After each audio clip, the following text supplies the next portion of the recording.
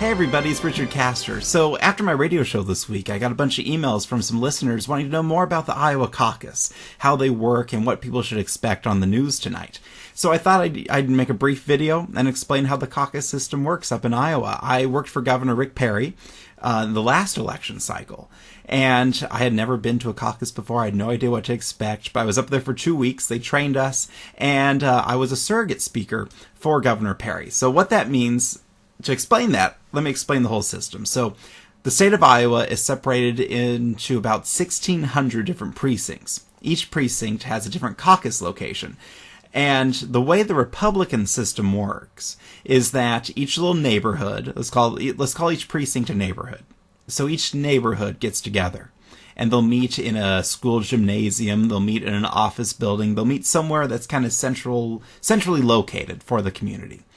And people will go, they meet there, they can actually register to be a Republican at the caucus, which is interesting. You can't do that in other places. So they go, and then each candidate has a surrogate speaker there, if they want to. Not every candidate has enough staff or support to have one at every location, but bigger candidates do. And so they'll send volunteers like me or other people or locals from around the state, different precinct chairs, to go and speak for the candidate. They'll get anywhere from 3 to 5 minutes, depending on the local precinct chairman, however they set up the rules for their local caucus. So they get there, everybody stands in line, they wait to get in, it's super casual. Then the caucus chairman says, hey everybody, we're going to get started.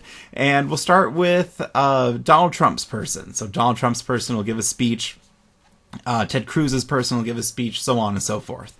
Then, this is the fascinating part, the balloting system. How they make their ballots is incredibly complex, really. They take a piece of paper and they cut it up into about 20 different pieces, and they hand out little tiny pieces of paper to everybody, and they have extra pens or pencils there if they need them. So everybody in the caucus takes, well, all the locals, the registered voters, they'll take a little piece of paper and write down the candidate's name, who they want. All the pieces of paper get collected, and they go to the chairman. The chairman counts the votes in front of everyone, in front of all the different campaign surrogates.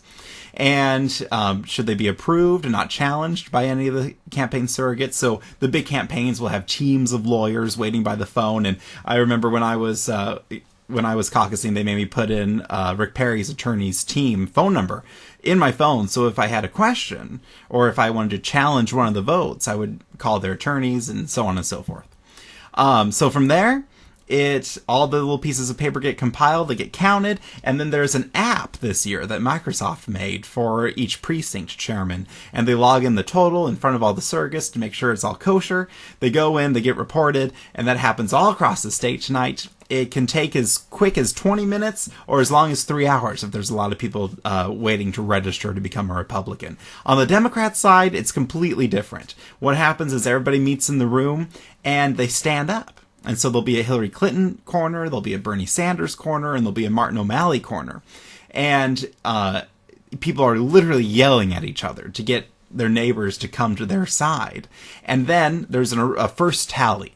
And if a candidate doesn't reach 15% of the room, then that candidate becomes basically null and void. It doesn't exist in that caucus anymore. And so then they basically disband those people and say, all right, you have to pick a new candidate, one of the bigger candidates. And then they have to pick which side of the room. And then we actually will never know the vote totals for the Democrat side. What happens is they get appointed delegates by how many people are standing in their corner. So it's completely different. Luckily, we don't have to worry about that on the Republican side. We get little pieces of paper with people's names written on them in rooms anywhere from about 20. There was 20 people in my caucus. About a little less than 20 people in one neighborhood came and voted. Rick Perry only got 2 votes in that caucus. I don't think it was my fault. I think it was his fault. But that's a story for a different day. So that's what to expect tonight. Expect results coming in around 7:30. Stay tuned here for more updates. Twitter, Facebook, all the thing. Or, watch Fox News. Either way. Anyway, hope to see you tonight. And we'll see who wins. If Donald Trump wins, he's got the whole thing in the bag, I think. If Ted Cruz squeaks it out, we may see a fist fight down the road. So we'll see y'all later. Thanks so much.